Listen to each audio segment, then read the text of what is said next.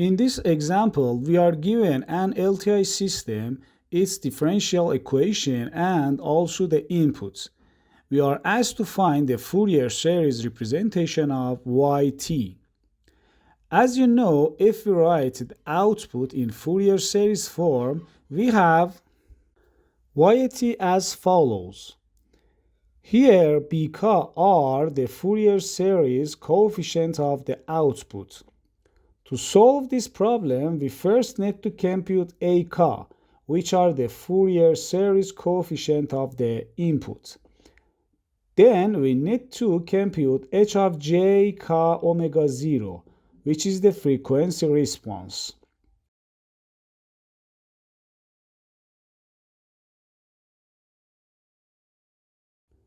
After that, we use the relation bk equals ak times h of jkω₀. Then, once we have bk, we can write yt. So, this will be our procedure. Now, let's start with the first part. We are given the differential equation, and from that, we need to compute h of jω. In LTI systems, if the input has the form e to the power of jωt, then the output becomes e to the power of jωt times h of jω. We use this property to find h of jω. If we replace xt by e to the power of jωt, then 4yt becomes 4e to the power of jωt times h of jω. And the derivative of yt becomes jω e to the power of jωt times h of jω. Now, if we factor out h of jω e to the power of jωt, then on one side we get jω plus 4, and on the other side we have 1 times e to the power of jωt. After cancelling the common exponential term, we get h of jω equals 1 divided by 4 plus jω. So, this is the first part of the problem. Now that we have h of jω, we need to find h of jkω₀. We know that ω0 equals 2p over t. So, first we need to find the fundamental period t. Let's go back to the input signal. For the term sine of 4pt, the period is t1 equals 2p divided by 4p, which is 1 over 2. For the term cosine of 6pt plus p over 4, the period is t2 equals 2p divided by 6p, which is 1 over 3. Now, the overall fundamental period is the least common multiple of these two periods. LCM of fractions equal LCM of numerators divided by GCM of denominators. LCM of numerators is 1 and GCM of denominators is 1, and then LCM of 1 over 2 and 1 over 3 is 1, and then t is 1. And so ω0 equals 2p. That means we now need to compute h of jkω₀, which becomes h of jkω₂p. Using the formula for the frequency response, we get h of jkω₀ equals 1 divided by 4 plus j2κp. So this is the result of the first part. Now we go to the second part, which is finding the Fourier series coefficient of the input. To do that, we first rewrite xt using Euler formula. If we do that, then xt becomes as follows.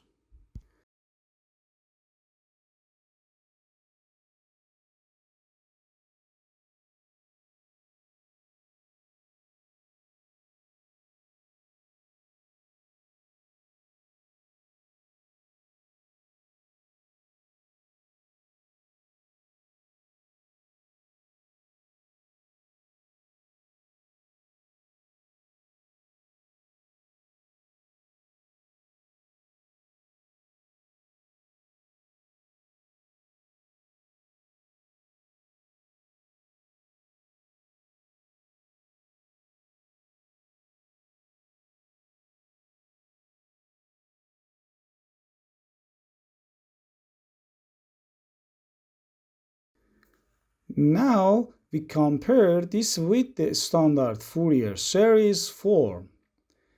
xt equals the summation of ak e to the power of jkω₀t.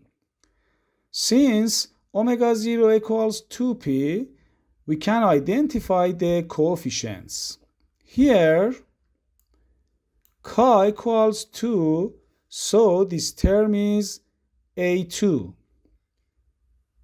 k equals minus 2, so this term is a minus 2.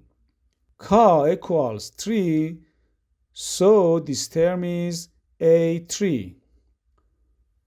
k equals minus 3, so this term is a minus 3. Now we have the values of ak, and we also have h of jkω₀. That means we can now compute bk. Since we have a2, then b2 equals a2 times h of j2 times 2p. Substituting the values, we get b2 as follows.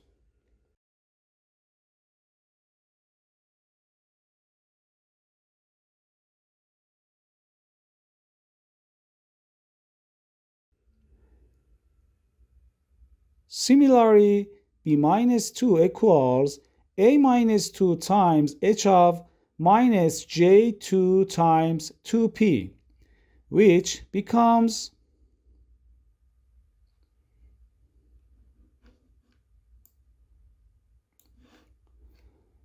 in the same way, b3 equals as follows.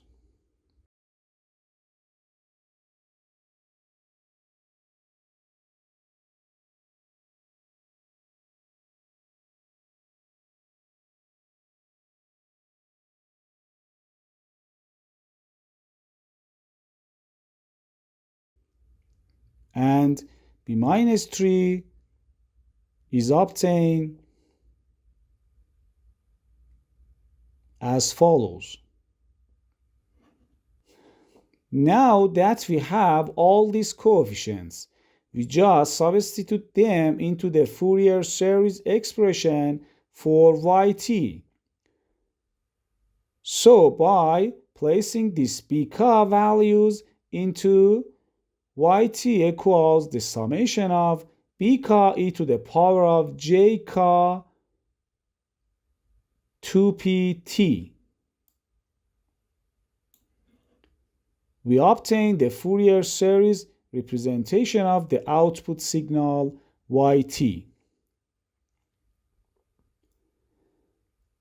In this example, we use several important ideas to solve a Fourier series coefficient problem.